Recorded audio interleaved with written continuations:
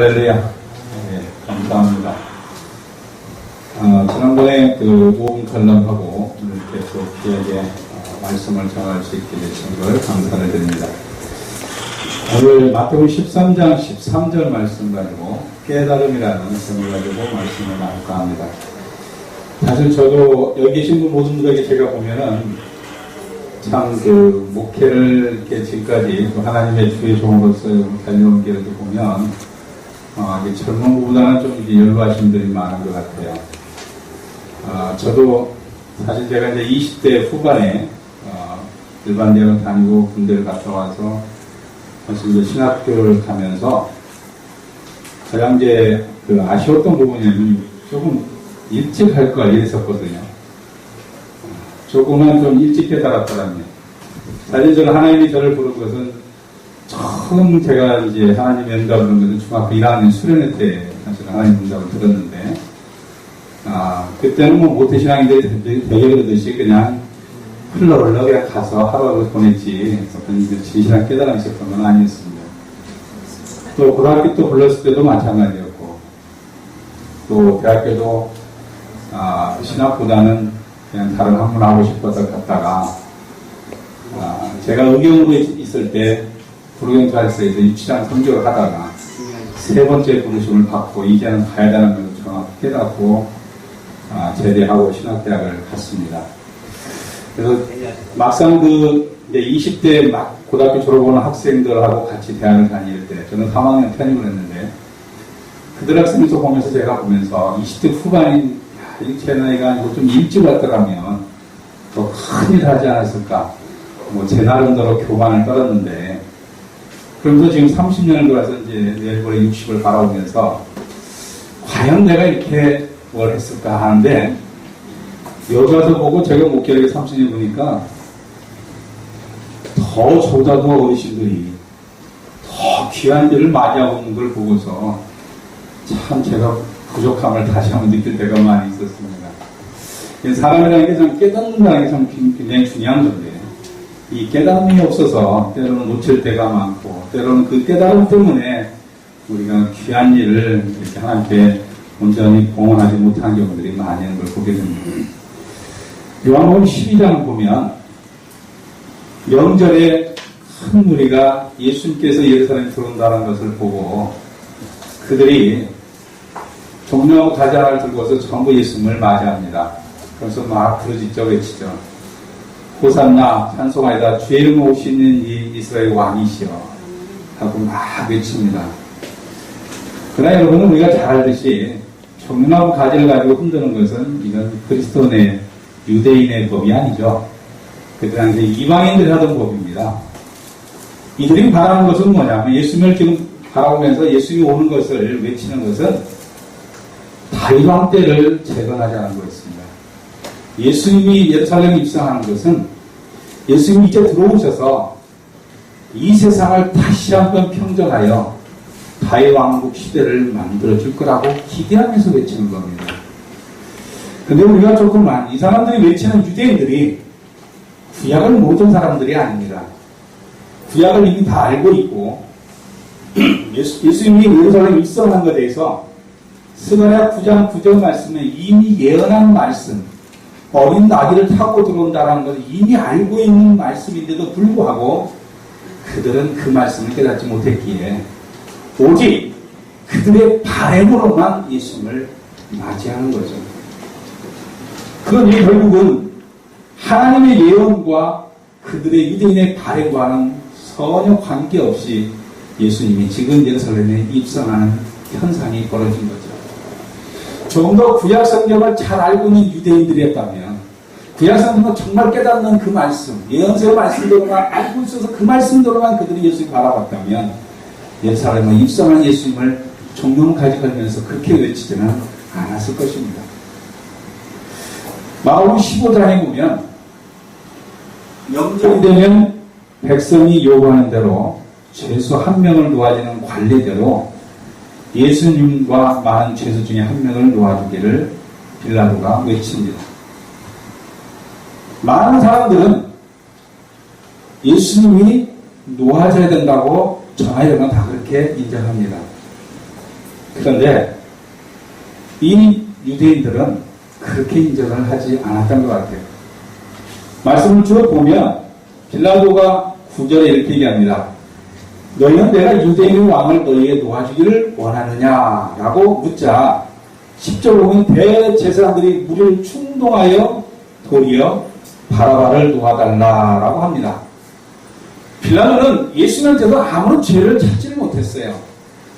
그래서 당연히 예수님을 놓아주고 싶었던 겁니다. 그런데 이 대제사장들 위신에서 많은 군중들이 오히려 바라바를 놓아달라는 겁니다. 그래서 빌라도가 재차 묻습니다. 그러면 너희가 유대의 왕이라는 일을 내가 어떻게 하기를 바라느냐? 나는 도저히 할 수가 없다는 거죠. 그러자 이 무리들이 또 크게 13절은 크게 소리질러서 그를 십자가에 못 박게 하소서라고 합니다. 빌라도가 마지막으로 묻습니다. 세 번째. 도대체 어찌미냐? 내가 무슨 악한 일을 하기를 원하느냐? 빌라도는 예수님을 놓아주고 싶었던 거예요. 끝없이. 그런데 우리는 계속해서 세 번째까지 외칩니다. 15절에 보면 더욱 소리 지르되 십자가에 못 박게 하소서라고 외칩니다. 참 깨달음이 없다는 것이 이렇게 너무나 우리에게 안타까움을 보여줍니다. 이것을 정리하면서 누가복음 23장 23절에 보면 이렇게 얘기합니다. 그들이 큰 소리로 재촉하여 십자가에 못 박기를 구하니 그들의 소리가 이긴지라 라고 되어 있습니다. 예수님 십자가 죽은 사건은 그들의 목소리, 그들의 큰 소리로 이긴 겁니다. 예수님이 죄가 있어서 십자가에 죽은 게 아니라 단지 목소리가 크다는 이유로. 요즘 우리 목회도 목소리가 커야 돼요. 그렇죠? 사랑하는 성도 여러분, 오늘도 잘 오셨습니까? 그럼 여러분 다 자요, 자. 그 말 똑같이 사랑하는 성도 여러분! 이러면 다 은혜가 할렐루야! 하고 나타나잖아요. 이것을 어디서 배웠느냐? 여기서 배운 거예요, 지금 보니까. 23장 23절 했잖아요. 누가 보면 그들의 소리가 이긴지라. 오늘 여기 계신 분만큼은 소리로 이기지 마시고 하나님의 말씀으로 이기시기를 간절히 축원합니다. 우리들이 참 목회를 보면 그런 것들이, 그래서 세상의 스펙만이 아니고 목회자들도 끝없는 스펙을 쌓습니다. 왜? 목소리가 아니라 세상의 권력의 목소리를 내기 위해서, 명예의 목소리를 내기 위해서 끝없이 쌓습니다. 우리가 그 언젠가부터 목사님을 평가하기를 그 목사님의 프로필이 어떻게 되느냐에 따라서 달라지고 있습니다. 또 교인 수가 얼마큼 되느냐에 따라서 달라지고 있어요. 저는 자신 있게 얘기합니다. 저희 교회 성도는 10명도 안 됩니다. 이 말을 하면 이제 우리 성도님들, 여기 계신 목사님들이나 저런 목사님 왜 설교하지? 이제 이럴 겁니다. 그런 얘기를 들으면 여러분들 달라질 겁니다. 제가 목양으로 하고 있는 모든 목회자는 1000명 됩니다. 그러면 좀, 그렇죠, 이제? 참 희한합니다. 언젠가부터 규모가 그 사람의 스펙을 얘기를 해주고 있다는 겁니다. 소리가 이긴지라 이 말에는 목소리만이 아닙니다. 명예, 권력, 모든 것들이 언젠가부터 하나님의 말씀보다도, 하나님의 은혜보다도, 하나님의 성령의 역사보다도 언젠가부터 이 세상을 이겨가는 세상으로 변질되고 있다는 사실입니다. 오늘 여기 계신 만큼은 정말 다시 한번 부탁하지만 말씀으로 이기시기를 간절히 축원합니다. 그러나 이런 말 자체가 우리가 모르고 있는 것을 알게 되는 거지 않습니까? 내가 몰랐던 본질, 내가 몰랐던 진리 따위를 다시 한번 하나님의 그 첫 뜻을 찾아서 알게 되는 것을 깨달음이라고 합니다. 그래서 그리스 사람들은 이 깨달음에 쓰는 단어가 카이로스입니다. 그런데 이 카이로스라는 단어가 뭐냐면 과거가 아닙니다. 미래의 깨달음도 아닙니다. 오직 현재의 깨달음을 말하고 있습니다. 과거 가지고 깨닫는 것을 얘기하지 않습니다. 나는 지난날에 이런 깨달음 갖고 이런 역사 갖고 이런 능력 갖고 이런 아무 소용이 없습니다. 나는 앞으로 큰 비전 갖고 큰 꿈을 가지고 세계를 흔들고 소용없습니다. 오늘 이 순간 여러분의 한 주의 종으로서 이 시간을 깨닫고 쓰이고 있느냐는 겁니다. 그 말씀의 종으로 살아가고 있느냐는 겁니다. 바로 그것을 깨달음으로 쓰고자 하는 것이 이 말의 뜻입니다. 그래서 저와 여러분이 오늘 이 순간을 충실히 하는 거죠. 이 순간은 최선을 다하는 거죠. 달란트 비유를 보면은 5달란트, 2달란트, 1달란트 이 사람들의 비교가 뭐냐면 5달란트, 2달란트의 사람들은 거기에 쓰여진 단어가 하나가 있습니다. immediately. 뭡니까? 번역 콕이라는 말입니다. 그들은 하나님께서 맡기자 콕 달려가서 1달란트 받은 사람은 이 단어가 없어요. 받자마자 무슨 생각이에요? 계산부터 합니다. 생각부터 합니다. 이걸 어떻게 나중에 어떻게 되지? 미래를 생각합니다. 오늘 이 순간을 하나님은 충실하기를 원하는데 이 순간이 아니라 나중만을 생각해요.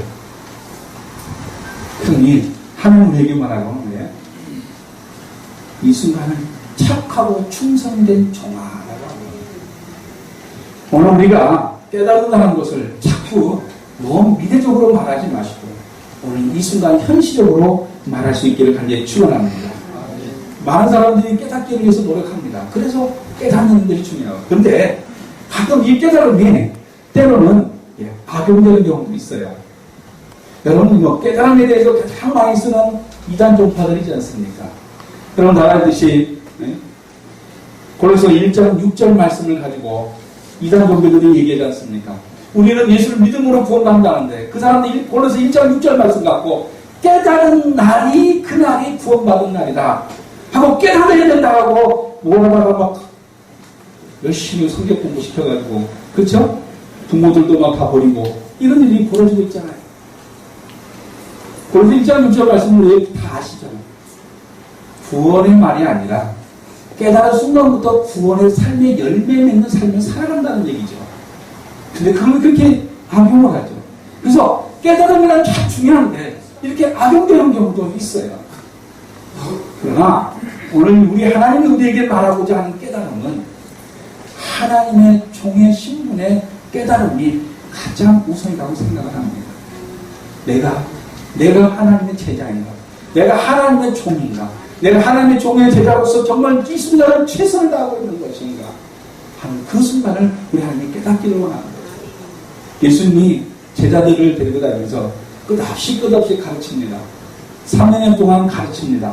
그리고 그 사람들을 데리고 여기도 가고 저기도 가고 3,000명, 5,000명 있는 곳에 갑니다. 여기는 기도 현장에도 갑니다. 많은 사람들이 저 군인들이 다 와서 예수님을 잡는 순간까지도 그들을 데리고 다니면서 보여줍니다.